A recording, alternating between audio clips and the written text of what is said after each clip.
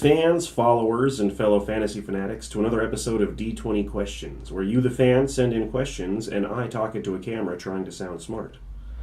Our first question is from Travis Board. In your opinion, what's the best way to create your own world? The micro approach, where you start small and fill in all the details as you go, or the macro approach, where you create most of the world first before you begin adventuring? Well, I feel like somewhere in the mid-ground is going to be the strongest approach for how I personally like to create a world. But creating any kind of world is going to involve some graphing. Now, you need to start with the geography. That's pretty basic. You're going to have to design a map and realize what kind of the shape of the world is, where things are located. Whether or not it's divided into kingdoms, whether or not it's made up of islands, or it's one giant landmass. Then there are the races. What are the relationships between the races? Are you going to allow things like tieflings and dragonborn in your world? Maybe there's a war between the humans and the elves. How do they unite? How do they fight? What are their cultural differences? Then there's advancement. What level of technology does the world have? Do they have black powder? Is it a sci-fi world? This also incorporates the magic of the world. How powerful are the mages that live here? How rare is arcane magic? If your wizard casts a spell in the middle of a busy town, what kind of reaction are they going to get? Is it going to be, well, there goes another mage casting their spells again? Or is it going to be, by the gods, what are you? Then there's the pantheon. What kind of deities exist in your world? Does your world have any deities at all? You can use classic ones from the books, Forgotten Realms, Greyhawk, or you can use ones from human history like a Greek, Roman, or Aztec. Or you can make up your own, but make sure you flesh out the domains of each one very carefully so the clerics that follow those gods have some powers to use. Then there's the history. What happened in this world 100 years ago? 1,000 years ago? Who were the old leaders? Has it been this way forever? How were the humans made? Was it the gods that created them? Was it evolution? These are things that you might want to incorporate or reveal throughout your campaign. Then there's ideals. Are certain regions inherently good or evil? Do they follow laws? Or is it a world of anarchy where there are no laws? Then there's nature. What kind of resources do the people have to use? How many forests are there? How much fresh water is there? How much of the world is made of ocean? Does there night and day like in the regular world? What happens when you look up at the sky? Do you see 2 suns? Do you see 3 moons? Perhaps there are no seasons and it's always summertime. Then there's the government. If there's any at all, it could be a world of anarchy. Are there kings? Are there duchies? Perhaps it's a democracy. So these are good things to remember when trying to create the details of your world, and I suggest making a skeleton based off of these, and then letting your party loose into the world. Nothing will help you flesh things out more than learning what kind of background stories your players want to have, and nothing will flesh out a region more than putting a party in it and seeing what they do, how they affect history. Our next question is from The Reasonable Gamer. How would you roleplay a character with a high wisdom but a low intelligence, and vice versa?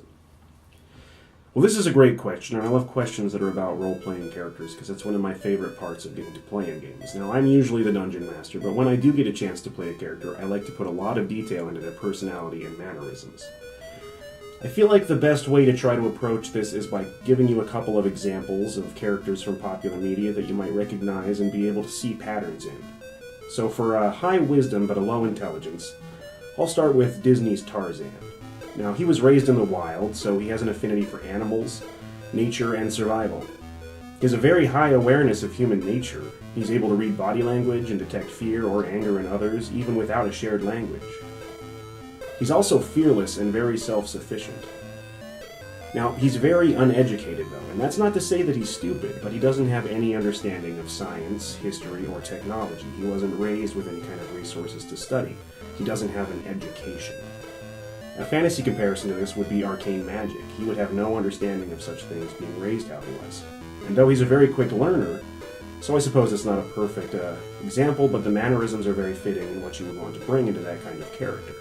Now, for high intelligence and low wisdom, I'll use Sherlock from the BBC show, based on Sir Arthur Conan Doyle's novels. Well, Sherlock is a genius. His memory and his powers of analytical reasoning are unmatched. He sees information and he processes it instantly, then memorizes what he needs to memorize. And that said, he has a very low emotional intelligence, and many facets of this are tied to wisdom in game terms.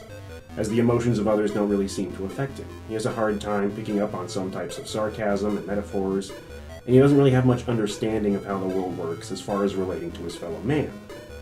Again, not a perfect comparison, as there are some discrepancies on both examples if you go looking hard enough, but they work really well as strong templates to use when designing your character's mannerisms. Now, as we all know, we like to play characters with high intelligence and high wisdom because we like to model our characters after ourselves. Our next question is from Rex Young. You're a DM establishing a new campaign for a new group of players unfamiliar with each other, and you want to establish a common background element or unifying goal for the PCs in order to create a believable relationship for them to all work together as a group. This is despite the actual race, class, alignment, diversity of the group of PCs, as you want to maximize the player's general freedom and creativity during character creation, and the possibility that they may in fact be strangers to each other up until your campaign begins. What's your favorite methodology for uniting a motley crew of adventurers so they will not only do not try to kill each other off before the end of your first campaign, but they actually attempt to work cooperatively towards your campaign goals?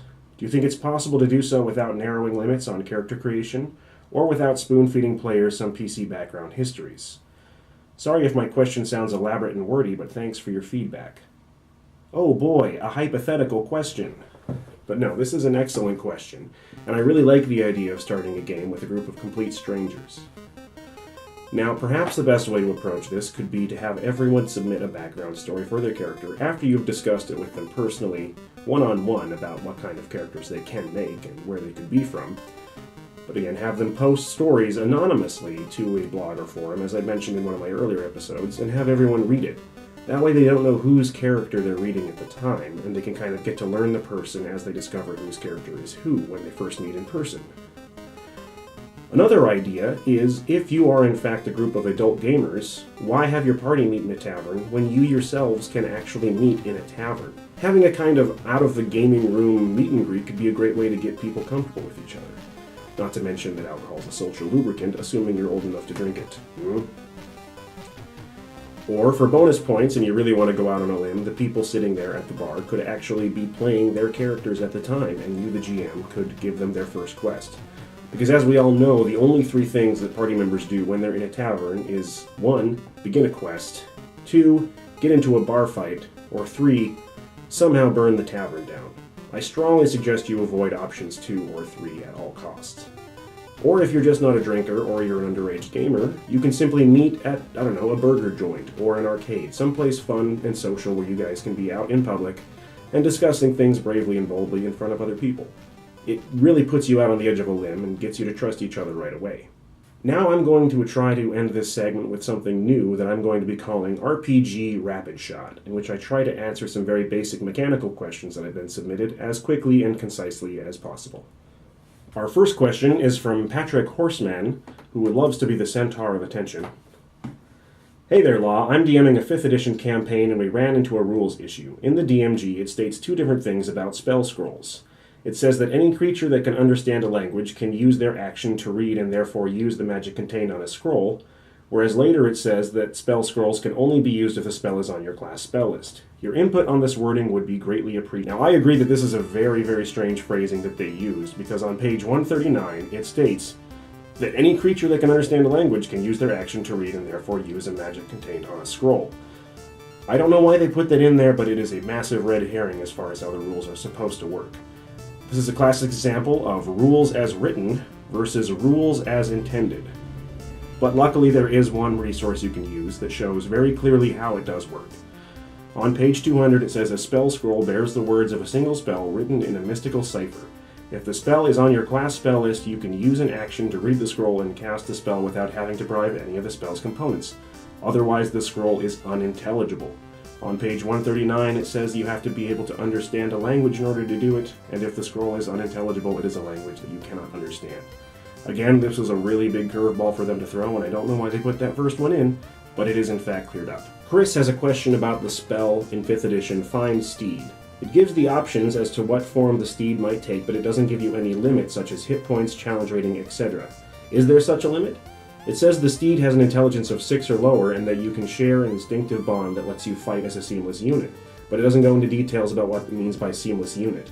So how does this more intelligent mount function as a seamless unit work? Whose initiative does it go on? Can it make actions? Can it make attacks? Will it do what you want, or is there a chance that it will do things against your wishes?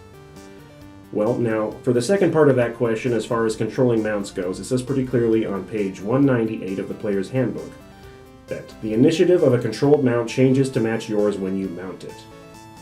It moves as you direct it, and it only has 3 action options: dash, disengage, and dodge. Now, as a GM, I would absolutely let a player sacrifice their action for the turn to let their mount make a hoof attack or whatever kind of natural attack that creature has. That seems like a pretty basic home rule that doesn't take away anything. Now, examples of the mounts you can summon with Fine Steed are Warhorse, a pony, a camel, an elk, or a mastiff. Your DM might allow other animals to be summoned as steeds. Now, this loose wording has gotten a lot of DMs in trouble before because the players might ask for some kind of full-plate wearing Velociraptor that breathes fire. I feel like this is another example of rules as written versus rules as intended. This is a very good list of basic mounts that your creature or player could use as a mount. And they're very safe, they don't break the game. But again, if your DM allows it and it matches the flavor of the world, like if you're in a world of dinosaurs, why not have a pterodactyl or something? But if you need some kind of template to follow in order to decide how powerful this creature can be, look under the Druid class for the Circle of the Moon. They have restrictions on the challenge rating of creature they could turn into, and simply substitute your Paladin level and the mount you can control based on the hit dice of the creature that the Druid can turn into. Again, that's not rules official, but that's one way that I might go about it with an in-game template that already exists. Jack Grady says, for a campaign our DM made, we were tasked to make 5th level characters and were focusing on Sandstorm in version 3.5 in order to play our campaign in the Wasteland. My question's not so much a straight question, but would like some insight as to how the rules worked if strictly following the rules. My desire for creation was to create a Walker in the Waste, which is a prestige class, from the Sandstorm module, whose requirements are rather simple. Alignment, any non-good, feat, high endurance, and spells, the ability to cast at least 3 spells of the Sand or Thirst domain as divine spells. I decided that I wanted to start as a druid in order to make my walker, since I read that druids could become walkers in a line of text. Based on the data in Sandstorm 3.5, how can a druid become a walker in the waste? Well, how that would work is pretty straightforward as far as the first 2 prerequisites for the class. Be non-good, that you would do in character creation, and then take the feat, heat, endurance before 5th level. Since you're creating a 5th level character, this shouldn't be an issue. Now, it says you need to be able to cast at least 3 spells from the Sand or Thirst domain. But the clarifying text there is that you have to be able to cast them off from the domain. You don't have to cast them as domain spells. So the Sand domain has Water Strider, Black Sand, and HABOOB as 3 of their first spells, and the Thirst domain has Parching Touch, Desiccate, and Tormenting Thirst. These are all spells from the Sandstorm module. Now, druids at 1st level have the ability to cast Waste Strider.